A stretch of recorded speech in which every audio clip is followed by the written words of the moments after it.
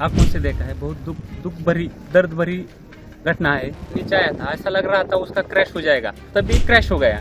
बहुत लोग आ गए और उसने निकालने की कोशिश की, लेकिन बड़ी आग लगी, उसके कारण कोई मदद नहीं कर सकता। उसमें अजीज़ादा था, ये हमारे लिए बहुत शौक की बात में है।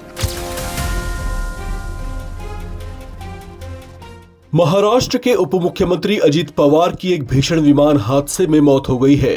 वे एक प्राइवेट जेट में सवार थे और मुंबई से पुणे के बारामती जा रहे थे, लेकिन इससे पहले कि उनका प्लेन लैंड कर पाता, वो हादसे का शिकार हो गया। जिस वक्त ये सब हुआ, कुछ लोग वहां से कुछ दूरी पर मौजूद थे, जिन्होंने उस पूरी घटना को देखा। एक चश्मदीद ने हादसे से जुड़ी चौंकाने वाली बातें बताई हैं। आपने खुद देखा है? आंखों से देखा है। बहुत दुख भरी, दर्द भरी घटना है। ये हमने देखा कि एयरप्लेन जब नीचे आया था, ऐसा लग रहा था उसका क्रैश हो जाएगा, ऐसा हम सोच रहे थे, तभी क्रैश हो गया।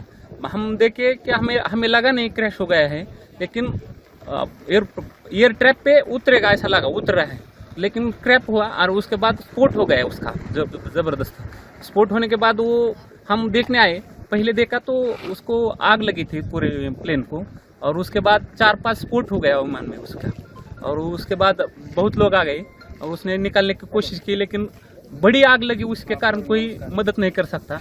लेकिन सब आ गए, तब बाद में उसमें अजीज़ादा था, ये हमारे लिए बहुत शौक की बात में है। ये हमें बता नहीं सकते हम बात में ऐसा, लेकिन हमने देखा है कि पायलट ने भी ट्राई किया होगा कि लैंडिंग करने का, लेकिन लैंडिंग हुआ नहीं है। ये बहुत शौक वाली घटना है।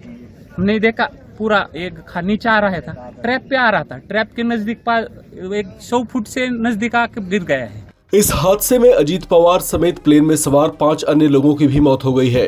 एनसीपी प्रमुख अजित पवार जिला पंचायत चुनावों के सिलसिले में एक सभा को संबोधित करने के लिए मुंबई से बारामती रवाना हुए थे।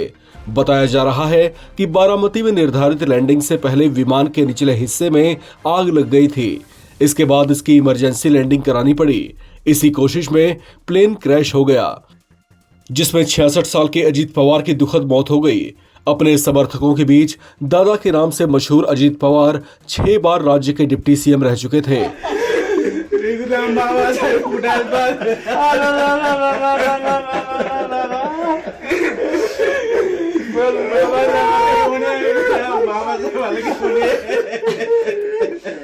उनके नाम महाराष्ट्र में सबसे ज्यादा बार डिप्टी सीएम बनने का रिकॉर्ड भी है।